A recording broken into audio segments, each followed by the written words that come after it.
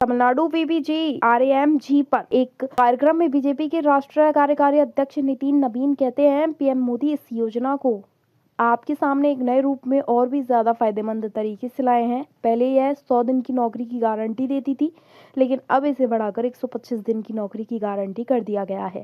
इसका श्रेय पीएम को जाता है। 25 दिन की गारंटी को उन्होंने आप सबों के लिए बढ़ाया है, इसका पूरा श्रेय माननीय प्रधानमंत्री जी को जाता है।